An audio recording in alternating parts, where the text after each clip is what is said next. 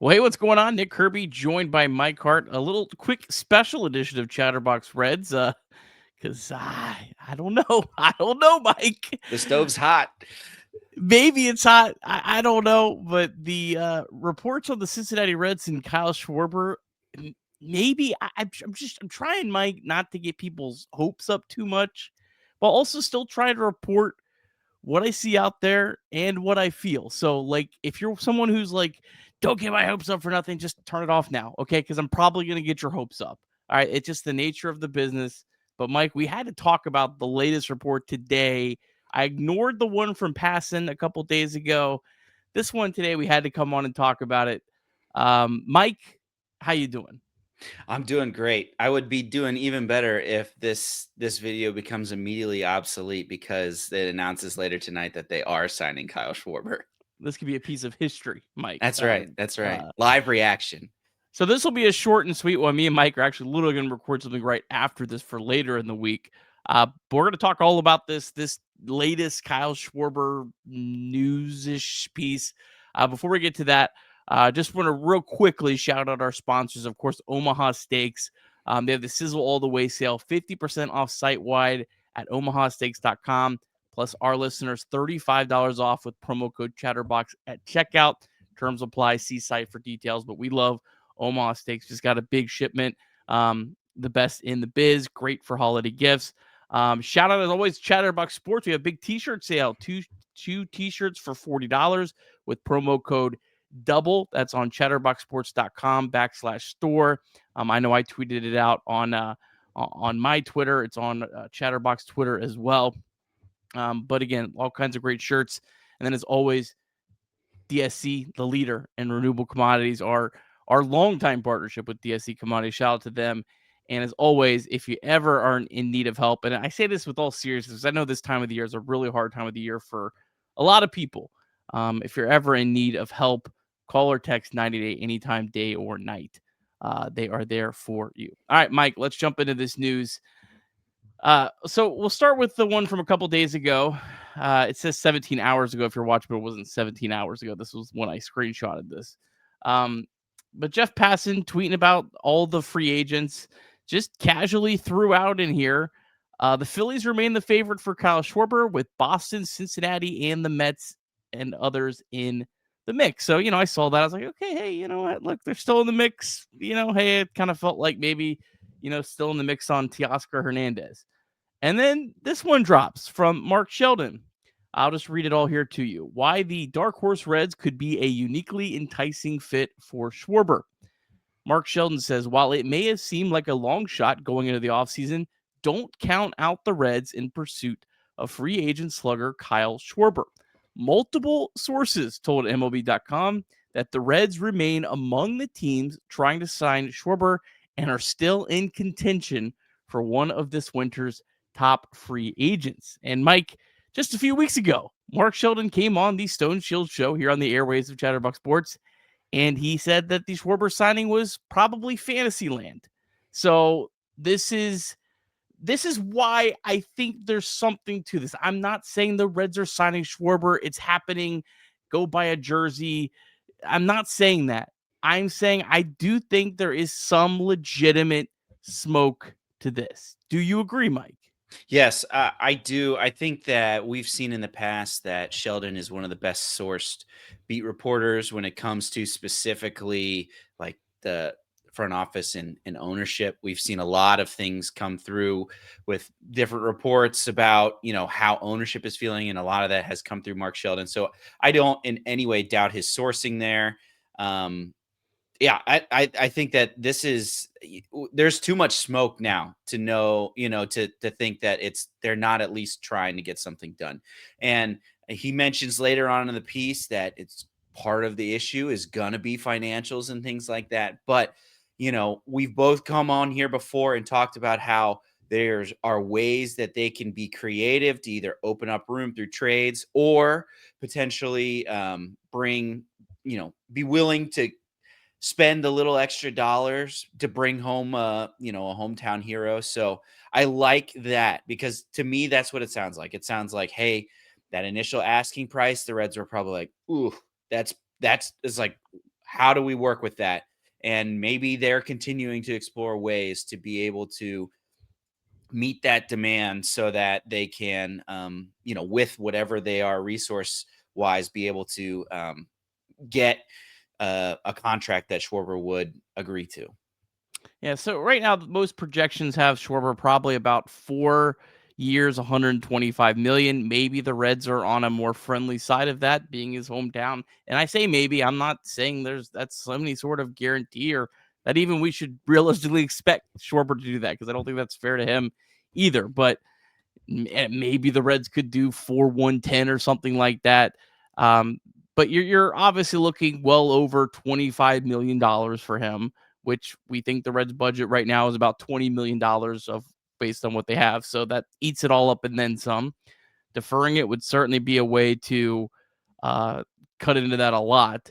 I don't really think Mike necessarily that in 2026 is the big issue, if I'm guessing, with ownership. Like, I think they can maybe be creative and maybe they're a little bit more willing to increase the payroll for 1 year to get Kyle Schwarber. I think it's more 2027, 2028, 2029 that they're probably concerned about. But yeah, I mean, we talked about deferrals. There's ways for this to happen. And for me, Mike, this is why I from the outset said I thought there was at least a slim chance, because yes, the Reds ownership is cheap like most small market owners, but they do care about their perception to a degree. Now they're not gonna just spend for their perception alone. But this was such a unique opportunity, has the potential to be a unique opportunity for them to win over a large portion of the fan base with one signing that's not one of these $250 million signings that completely handcuffs the franchise for a decade. This is a deal, worst case scenario, handcuffs you for 4 years. That's not that big of a deal in today's Major League Baseball. And that's why I always thought the ownership might be able to do that. My hope, Mike, as a Reds fan, is that all this $115 million payroll stuff was just posturing, and okay, well, we'll up it just for Schwarber. I don't necessarily think that is. Maybe there's something in the middle of that where like they're up it by like 10 million, not the full, and you still have to maybe cut Brady Singer and obviously Gavin Lux. I don't think any of us would lose sleep over Gavin Lux. When Brady you say Singer, cut, you mean trade, probably. trade. Yes, trade. They're not just gonna. Maybe Gavin Lux would be almost a cut, but Singer would definitely be a trade. Yeah. No, what an interesting thing that I would imagine is potentially part of the calculus for some of these other teams is Kyle Schwarber is how old is he? He's 32, gonna be 33 here. And, projections have potential decline. Now, we'll take decline from 55 home runs or however many. Like, if, oh boy, he only hit 40. Obviously, there's that aspect of it that I think that some teams are trying to build into it as well. Like, I would imagine maybe the Phillies were not initially like, yes, we'll just, this is what you're projected. We'll sign you right away because of all the intangibles, because their expectation is there's gonna be some decline there. So I think there's an inherent risk with any of this. So I think that may be part of it. But to be honest, to me, that is something that I think that may even work towards the Reds' benefit. A 28-year-old Kyle Schwarber is for sure going to be out of the Reds' price range. But a 32-year-old guy that wants to come here and wants to settle down and may show some decline, but, has been the pillar of consistency. I feel like this is a guy you got to take a chance on. The odds of, there is a chance that you have a Candelario fall off a cliff, right? That is out there. I'm not saying that that's likely, but there is a chance that is still the case. And then that contract looks even worse. But the idea here is like they're based on his track record, based on what he plays DH. Basically, he goes and bats 4 times a game, and he played 162 last year and things like that, makes it more likely, I think, for the Reds to be able to be willing to take that risk and therefore also be able to, afford it, because other people may not be willing to take that risk as much as the hometown team that wants to make a splash to sell tickets to, hopefully get the power bat to put their team over the top or, into the playoff mix. So I think that that's an interesting part of it too, that, maybe is, maybe part of the quarrel in between some of these teams is like they might be like, I'm not going 4 years. I'd be willing to give you that AAV, but I'm only going 3 or something, so we don't know how those are going, but it's interesting to see how when there's a guy that's getting to the age that he's getting to, like, how much of that is playing into where he selects a spot. Yeah, I think that the teams that the Reds are competing with, I just don't think Kyle Schwarber is like. They're also not expecting him to kind of be their best or second best player, Yeah. right? Like, I think the Mets, like, they obviously have bigger pocketbooks, but I think the Mets at some point might tail off and be like, yeah, you know what? Like, this just isn't worth us. We can go sign another free agent. We have all these other options that we can do. We're not going to keep going where the Reds know, hey, this is the one free agent that we know we can actually maybe get. We might be able to to hold the Mets off. Now the Phillies are a little bit of a different story because the Phillies also have the PR hit. It's not going to go over well in Philly sports talk radio if they lose Kyle Schwarber to the Cincinnati Reds. So if the Reds get into this, I think it would end up being the Reds and Phillies would be the last two teams standing. If the Reds get into it to the end with one other team, it's probably just trying to beat out the Phillies.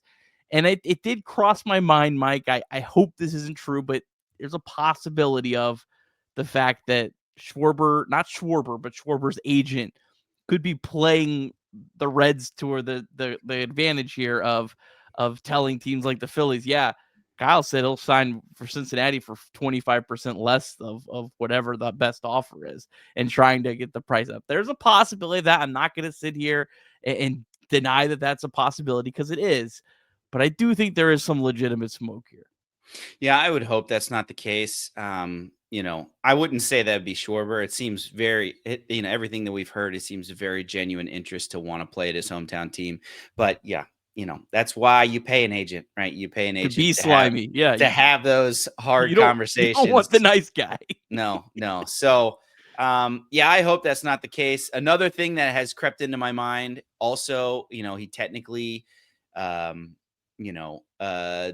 the qualifying offer, right? So, that plays in two ways in my mind. One, if the Phillies do lose him, they will probably get a first round compensation pick back, which to a team like the Phillies that is trying to win every year, that's not as big of a deal as it would be for, say, the Reds, a smaller market team that can turn that into Sal Stewart, who is, your top 3 projected WAR person. It's just like that. Those can be much more valuable to a small market team. And that being said, there is also the team that signs Schwarber, I think, would also be on the hook for losing a draft pick. Now, I think I've talked with you about this before. That draft pick would probably be in the 3rd or 4th round or something like that. And I think everyone and their mother would say, yes, sure. Our 3rd or 4th round dart throw that we're going to do for another college catcher that is not going to pan out, I would much rather just pay the money for Schwarber, a much more certain thing than a 3rd round pick. So I think that in most fans' minds would make a lot of sense, but I would hope that for some reason the draft pick is not playing into the calculus here, because to me it's just absolutely worth any of that, anything that they would have to give up. I think if I understand this correct, and I'm not 100% sure I understand this correct, if the Phillies lost Kyle Schwarber to the Mets have to give the Phillies the comp pick that's after the first round. It's because they are in the whatever But the luxury Reds tax, only right? have to give up the 4th round. Yeah, because they are it's part of the competitive balance. Yeah, so Yeah. like the Reds are that's even another incentive for the Reds to sign a player like Schwarber and less of an incentive for a team like the Mets, because those picks do matter. And I think the Mets are finally starting to realize, hey, you know what? We have the largest payroll in the world, and we're losing to small market teams because we're not shoring up our draft picks and building prospects and all that. You have to do both. That's why the Dodgers are unstoppable right now, because they have done both for almost a decade now at this point. So yeah, there's reasons for hope. But again, I don't want to get people's hopes up. I don't want to, I'm not out here saying, like, if I gave odds, I'd say maybe 25% is where I'm at right now. So take that for what it is. But it's exciting and it's interesting, and we'll see how it plays out. And I don't think there'd be any show I'd rather do than jumping on live to talk about the Reds signing Kyle Schwarber to probably 2,000 of our closest friends online. That's right. That's right. And, most Cincinnati fans right now are hanging on the less than 10% that the Bengals can win out and still somehow make the playoffs. So 25% seems like a ton compared to what Bengals fans are having to hope for in order to, keep this season alive with Joe Burrow. So, that might as well be, 50% with which is as far down and out as Bengals fans are having to deal with right now. So, that'd be just wonderful news. We can tie it with another, win. Joe Burrow gets to bring us with the Cincinnati Bengals. That would be great too. But that news would, I think there would just be a different level of electricity going through the rest of the offseason, because they still gonna have to fill some holes. But like, if it's Schwarber and like not much else, I don't think that the city's gonna care. It's gonna be like, all right, opening day, here we come, because we're winning the Central. Yeah, I don't think too many people are going to be upset. Well, you signed Kyle Schwarber, and you're not going to be able to go out and re-sign Emilio Pagan. Like, I don't think people are going to lose their sleep. It might be. I will say, I think that does mean more than it probably does. But certainly the sentiment would be there and the excitement would be there, and we shall see. I hope you took this with the grain of salt that I tried to preface this with, that we're just reporting the news. We're sharing our feelings, our thoughts on this. We're not trying to get people's hopes up and dash them or anything like that. But some fun news. Mike, we got all kinds of other content here on Chatterbox Sports. I already recorded today an interview with Jesse Borick, who's out in the Arizona Fall League, covered Alfredo Duno and all those guys. I think I'm going to release that on Wednesday. We're going to record something here in just a minute talking about some of the other some of the players that were non-tendered that I think I'm going to release on Thursday. So all kinds of content here on Chatterbox Sports. We'll do a lot of coverage with the winter meetings. I got to see exactly how that'll all shake out. But we'll let you know. Follow us on social medias, and make sure you hit that bell in the top right corner, turn on notifications, and you'll be notified anytime we go live. And hopefully it's talking about signing Kyle Schwarber. All right. For Mike, I'm Nick Kirby. We'll talk again soon. Go Reds. Go Reds.